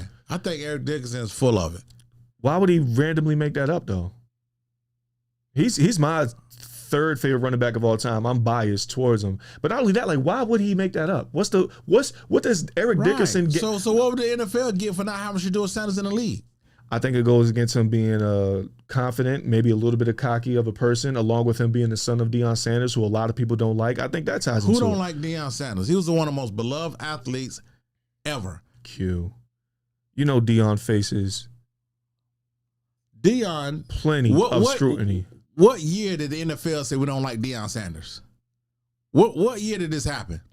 Okay. We have someone who here, I believe, is a Cowboys fan. He said, I saw Tony Romo play with the ones, and he was a walk-on. I think he meant unsigned free agent. So the reason why he said that is because Shedeur Sanders in the finale preseason game with the Rams played with the dead last on the depth chart as far as O-line. So dead last that 4 of the 5 O-line that were protecting Shedeur Sanders when he was playing with the Rams ended up getting cut by the Browns in the next day or two afterwards. He wasn't supposed to play with the ones. You don't go in the fourth quarter and say, hey, first string, come back out here and play with this fifth round pick.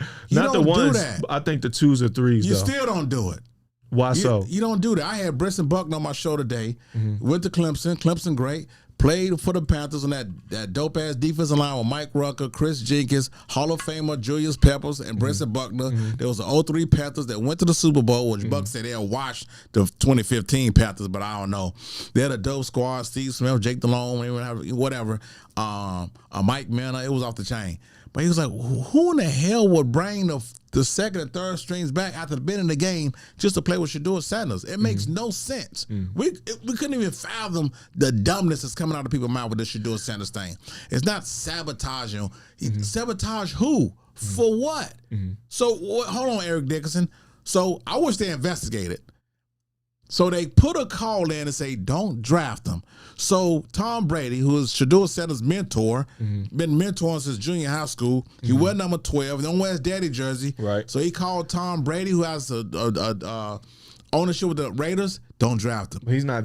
Brady isn't the owner. And even if the owner of the Raiders says we're not taking Shedeur, what is Brady? I mean, he's not the owner. So that's Brady ain't got no pull in the Raiders organization. That's what you're telling me? This ain't Nelly owning some of the Bobcats back in the day. So they called Mike Tomlin. Hey, Tomlin, I know you don't have a QB. Don't draft Shedeur. So here's my thing, Eric Dickerson. So they put a phone call in to say don't draft them. And then did they phone call the Cleveland Browns in the 5th round? Say, okay, Browns, you could draft them now. You see how dumb that sounds? Give me 1 second. I know exactly where you left off at. My camera's acting up. I don't know what are we doing? My bad, y'all. My camera went out for whatever reasons. We're trying to get it together. My bad, y'all. Damn. Because I know exactly. And Shedeur, can they still hear me? Yeah. And Shedeur Sanders, yes, he dropped. Because there's only 32 teams in the NFL, and all 32 don't need a quarterback. So when they look at their draft board, they say, damn, we don't know this offensive lineman is available. Instead of taking Shedeur, we're going to take this offensive lineman, which we need. We didn't know this safety was available. Instead of taking Shedeur Sanders, we're going to take this safety. We didn't know this defensive tackle who we wanted. He's here. We're going to take this tackle. We're going to take this whatever. It's just I can't believe how people just jump on stories and just don't use their brain, and just the NFL is trying to sabotage. But and then when Deion Sanders retired, he was in the booth. Yeah. CBS, NFL Network. What about it? Not was ripping Deion Sanders. He was not a hated athlete. It's not Antonio Brown we're talking about. It's not Terrell Owens we're talking about. This is Deion Sanders, flashy, cool, host of Saturday Night Live. Just the cool ass Nike commercials, cool shoes, and then he'll bust your ass on the football field. The greatest corner ever to play, doing his Hall of Fame speech. He didn't rip the NFL. Like this whole thing that the NFL don't like Deion. And y'all just run with it. I just laugh at you. Reggie said, Jamal said Reggie Collier, I don't know who that is. Yeah. Play started with the number ones. Is he a Dallas Cowboys fan? Because he's asking if you're a Dallas Cowboys fan. Yeah, he is. But okay, so my whole take on it, I agree with you for the most part. I will say this. There is an I don't think they're sabotaging him, but I think it's possible they could have strategically picked him up in the 5th round for this very instant. Who is they? The Browns or any team or at that. Because they're not going to, they know that they won't have to prioritize him, especially since they got a quarterback for him. Now, whether that's with ill intentions or not, that's the name of the game, y'all. I have to agree with QCB. The fact that, now again, if this was intentionally done, then it's kind of a brilliant move, even though it's messed up. The fact What's brilliant about it if it's intentional? What do they gain from I'm saying that's what I'm telling you. If this was intentionally done to kind of like stick it to him, if you would. Stick it to who? Shedeur. I'm just saying if they did, QCB, relax. It's stupid. Okay, but relax. Can I just lay out something? If a team were to go and say, hey, I want to intentionally stick it to somebody, I'm going to get them in the 5th round, get someone else in the 3rd round. That way, I have to prioritize my 3rd rounder, even if the 5th rounder is better. Why would you waste a pick on that? I don't know. I don't know why anyone does anything outside of my recollection and way of thinking. I'm just telling you, if they did that, then that could be the case. But anyway, I don't think that's the case. I'm just laying out scenarios. Here's what the fact of the matter is. Shedeur was taken in the 5th round. Dillon Gabriel was taken in the 3rd. Yeah. Just by that alone, Dillon Gabriel is going to have the upper hand. They also picked up Kenny Pickett, who just, you know what I'm saying, won the Super Bowl as a backup with the Eagles, who has started, multiple seasons with the Steelers. So he has experience. So just based off of that alone, and then Joe Flacco, I mean, I've been said Flacco was going to start out the gate. It's Flacco we're talking about. Just based off of that, Shedeur is not going to be prioritized to be, damn sure not going to be the starter. He's not going to be prioritized. That's what people were saying. They want him to start. They want a 5th round pick who's never started in the NFL starting. Nah, he shouldn't be starting. It's impossible. It's no way. At this point, it's just based off of what position on the depth chart is he battling for. I don't know if it's going to be 2nd or 3rd. Because like I said, Kenny Pickett comes back. All in all, I didn't like when he got drafted for the Cleveland Browns to begin with. Who? Shedeur. I didn't like it because... Well, he did. They started dancing when they called his name. Of course, because he, like you said, he's blessed to be on any team. It don't matter what team. Like, you're going to feel good about it. But hindsight, the Cleveland Browns is a dumpster fire of a sports organization, especially when it comes to the quarterback position. Yeah. And because of that, I didn't like it when he got picked by them, because I'm like, who knows what's going to come out of this? And this is one of the messiest quarterback situations I think I've seen in a minute. The fact that, first off, Horny Deshaun, what do you call him? Horny Deshaun Watson. Horny Deshaun Watson is, on IR or whatever. He's there just basically stealing from the bank. Right, it was guaranteed, yeah. Yeah, you get Flacco, cool. Then you trade for Kenny Pickett, cool. Maybe get one more backup. No, y'all draft 2 quarterbacks to add to that equation on top of everything what's going on with that. And then y'all signed Snoop Tyler Huntley. And they cut him. They just trying to put all the eggs in the basket, man. But if you get shape. But one thing that people are making a fuss about with this preseason game against the Rams is that you gave Huntley snaps, knowing you were going to cut him. I think that was a bonehead move, and they knew they could have did it for him. He's a vet. He's played in the league. He's been in the postseason. People know what Huntley's capable of. I'm not going with that. When last time you seen Huntley on the football field with 4th strings in the preseason? I'm just telling you, it could have been film for him to go to someone else's role. I don't think that was big of a bonehead play. Shedeur would just shit the bed. I'm not going for that. Okay, well, I'm not putting a guy back out there who just had a 22-yard loss, going back and forth like he Bo Jackson playing Tecmo Bowl and doing the same thing he was doing in Colorado, which he has never played in a bowl game before. Dillon Gabriel played in 2 bowl games with 13. He did play in a bowl game against BYU. Who? And got whooped. Shedeur. They didn't make a bowl game. That was a bowl game against BYU. Yeah, in Texas. They played in like San Antonio or something like that. The bowl game against BYU, that was in Texas. Yeah, because they had Miss Peggy down there. They super fan. They sure did. But he had a loser. But like I said, man, we talked about this almost 2 years ago. I had him winning a Heisman. Mm-hmm. Yeah, I picked Dillon Gabriel. What are the odds of that? That's what I'm saying. We're a fan of both these quarterbacks, but it's just how the black community goes all we shall overcome if you say something bad about Shedeur Sanders. Nah, and I'm glad you mentioned that college and Dillon Gabriel. So here's the fact of the matter as far as let's break down the preseason in general. He went out with the starters. or at least the second strings against the Browns. I mean, against the Panthers. Yeah. And he did what he had to do. Yeah. Now, here's the thing. Brady, when he was a rookie, he wasn't playing with the second or third strings. Right. He had to make the most out of every opportunity and had to be efficient. Even though he was with the fourth and fifth strings against the Rams, he looked bad. His pocket presence was bad. He tried to do a lot what he did in college, which is a problem that a lot of college quarterbacks have. They try to make something out of nothing instead of going through the progressions, make it quick, get rid of the ball. No, they try to make something. Yeah, well, Gabriel didn't do that. I don't know. I didn't watch his. He got rid of. I didn't watch his plays. plays. He went like 13 for 18. He didn't. He had a 22-yard loss. Okay, but I'm talking about Shedeur right now. Yeah. But in general, he did that. He kind of went back to his college ways against the Yeah. Rams, which will decrease his value as far as starting. So if we're going based off of what we saw with the against the Panthers, against the Rams, he shows good qualities, but he still has bad characteristics and traits that's carried over from college. You're not going to be a starting quarterback in the NFL, especially if you have other veteran QBs ahead of you. So I think it's crazy for people to say that he should start. I said before the Panthers game when I was giving analysis, I hope he has at least a fair chance to compete for the backup spot. Now I think that's Dylan Gabriel or Kenny Pickett's battle to have, and I think Shedeur is third. Again, I just think overall that he should have, or maybe should still, if he has a chance, go to another team. I think it's just too much going on with that QB situation in Cleveland. So let me ask you, do you think that he should even stay in Cleveland? Yeah. Yeah? And develop underneath those quarterbacks? Yeah, an opportunity. We can't throw everybody out there.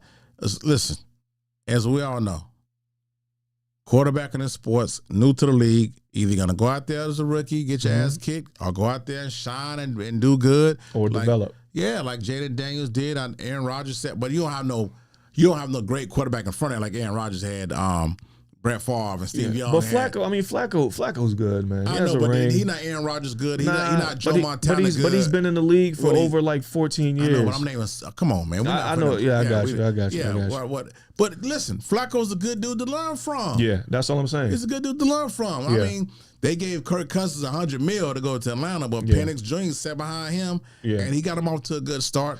But listen, Shedeur, this is why you don't want him to start anyway. 5 games, okay?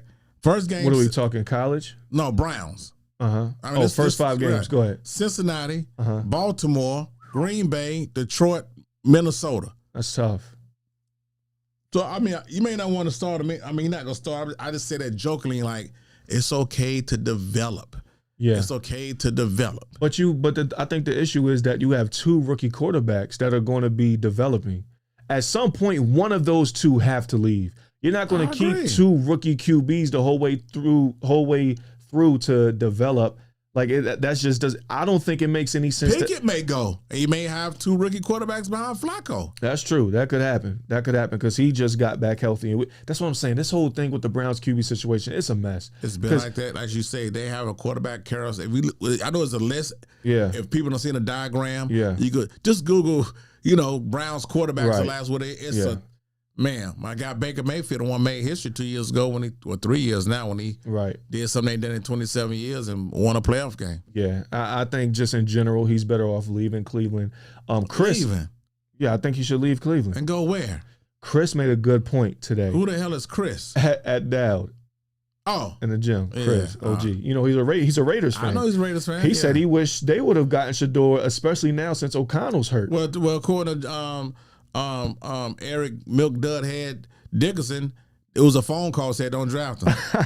I mean, with the cat's out the bag now, he's in the league. It doesn't matter what he's in there now. God, that's stupid. That's so stupid. But anyway, man. like I was, y'all believe anything. Oh, it's like when a stripper. I'm not talking about that anymore. It's like when a stripper sit on your lap and she tell you, she just tell you anything. You tell about her day, about your day. She just believe in it. You believe anything she tell you. She really don't care for you. Yeah, I'm not talking about it anymore. I think especially with O'Connell getting hurt, I think that the Oakland, Las Vegas Raiders will be a good fit for him to develop behind Geno Smith for however many seasons. They had a chance to draft him. Yeah, they did.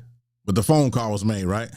Well, who's not to say they were going to? Don't draft him. Yeah, who's not to say they weren't thinking of getting him after the Cleveland Browns? What round they go? Cleveland. It's the 5th round. You could draft him now. What are we doing? Anyway, I think a good fit for him would be for the Las Vegas Raiders to sit behind Geno Smith, to learn from Pete Carroll, I think personally that would be a better fit than Cleveland. What's going on in Cleveland? Because then Deshaun Watson comes back next year. Like Come on, it's man. just too much going on in man. Cleveland. Okay, well don't run. Be tough and beat out them It's guys. not about running. Someone's going to have to leave, whether it's him or Dylan Gabriel. Well, maybe he could play well in practice. They're well. not getting rid of Dylan Gabriel because he's the third. He's the third round pick. Dylan Gabriel ain't the. And you just said he looks. And you just said he looks better than Shedeur, right? 2 preseason games, yes. How about practice when they see him every day? You know what I'm saying? Who knows? Dylan may get hurt. It just you know sports, man. Anything can happen. But don't run away from that adversity, Shedeur. Don't run away from it. No, I wouldn't say it's running me. Yeah. If I wouldn't say it's running away from adversity, I would say it's running away from a team that has a reputation of destroying quarterback careers. Oh, That's what I would say it is. I hated when he went to Cleveland. Of all teams, I'm like, he went to Cleveland, bro. We've seen what they do with quarterbacks. That's just the whole thing. I saw Baker Mayfield. He did well there. Won a playoff game. And then what happened? They got rid of his ass. Yeah, that's what I'm saying. He got $100 million in Tampa Bay. That's what I'm saying. You think they don't regret getting rid of him? You think they don't regret paying Deshaun Watson that money? Oh, the owner came out and said that. It is. I'm just saying they're a dumpster fire of an organization, especially for quarterbacks. I wish the best for him. I think he needs some development, especially with his pocket presence and awareness. So we'll see how that goes. But, we'll just see what it is. But he definitely should not be starting. Oh, wow. I just realized I have the names backwards as far as our things. I'm day by day. He's QCB. It's been a long day, man. But I don't think he should be starting either. But let's end it with this. Your prediction for the 2025 season for Shedeur. Does he start at any point? No. And the world's gonna go crazy. You guys gonna go nuts.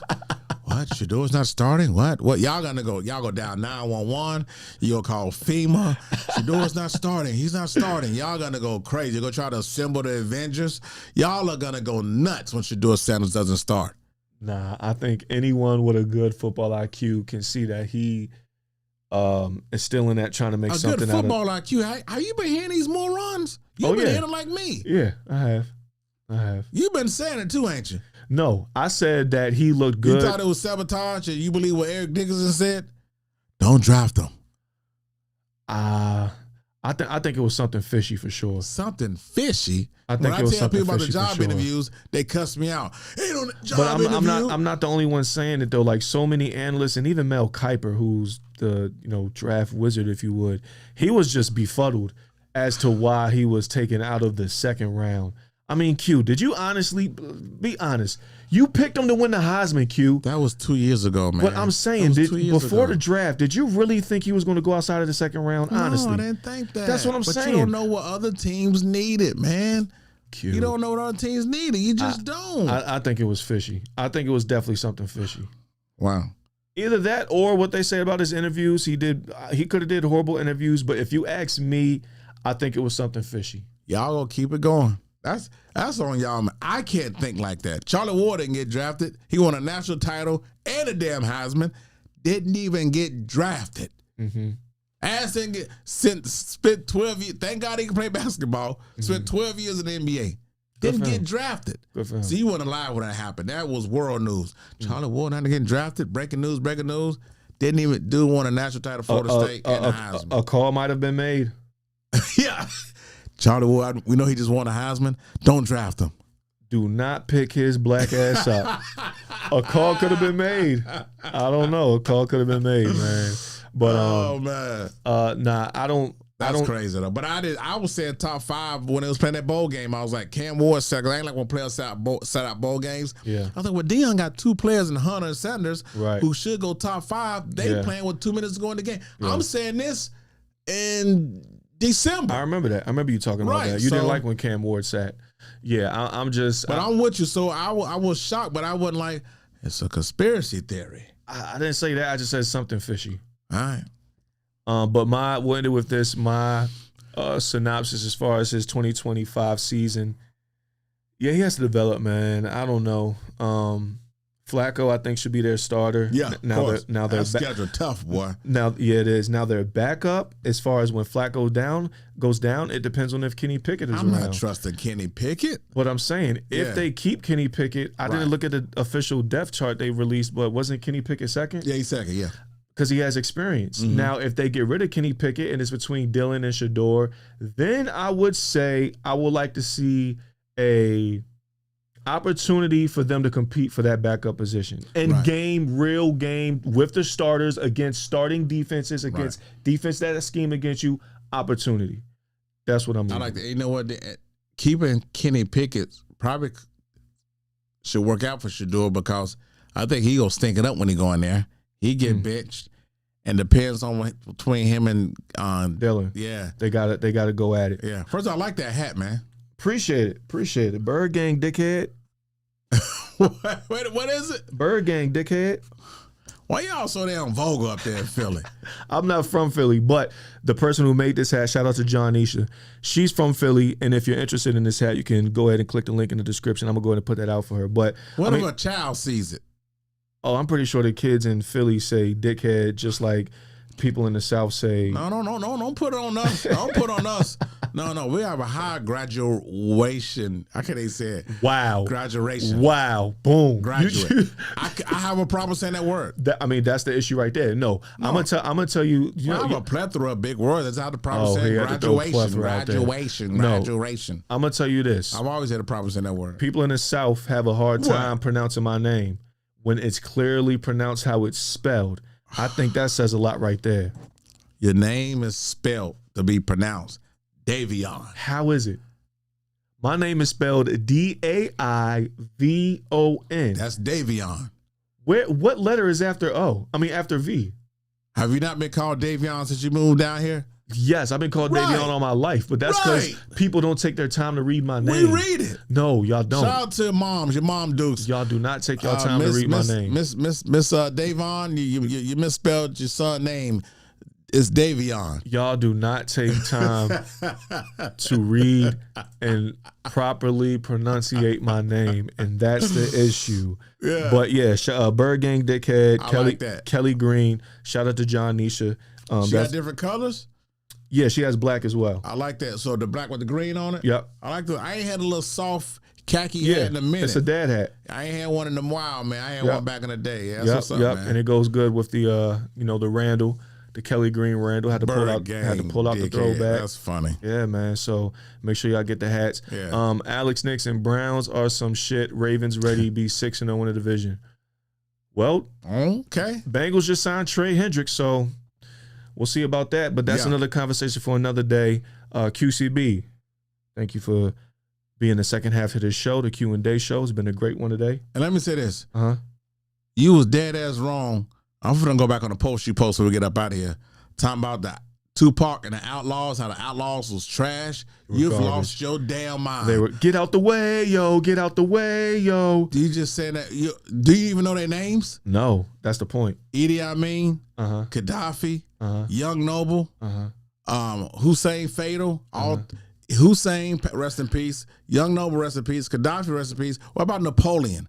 Like, you done lost your boot. You need to go listen to, like, Thug Passion. You need to listen to Staring in My Mirror, my review. You need to listen to Letter to the President. You need to listen to Only God Can Judge Me. Like, it's so many dope-ass songs. I like Only God Can Judge Me. Who was on Hail Mary? That was rapping Forte. You need to listen to Young Noble. No, he was good on Hail Mary. I like that verse. Well, a few of them was on there. Yeah, well, the one. But they wasn't on God Could Judge Me. No, but you listen to. They got a APP.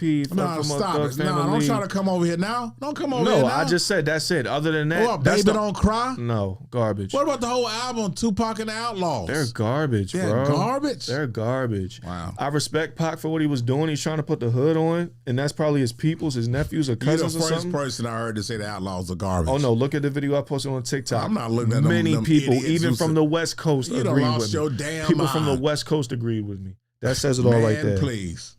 Well, listen, we got to get out of here, man. I ain't going nowhere. Appreciate everybody for tuning in. The season is right around the corner. Yes, it is. Yeah. We're going to get one more episode in next week, but that's going to be Eagles versus Cowboys prediction, and we're going to give our season award predictions away as well to really get things going before kickoff.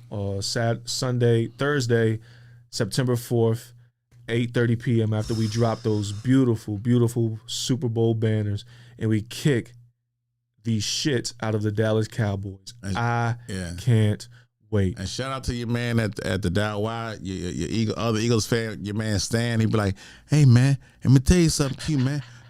Y'all, we gonna beat the shit out of y'all, man. You guys are the laughing stock of the NFL, man. You guys are replace the Cleveland Browns, man. You guys ain't got a chance, man. Replace the Cleveland Browns is crazy. You guys, Jerry Jones don't know what he's doing, man. We'll take Micah, man. We'll take him."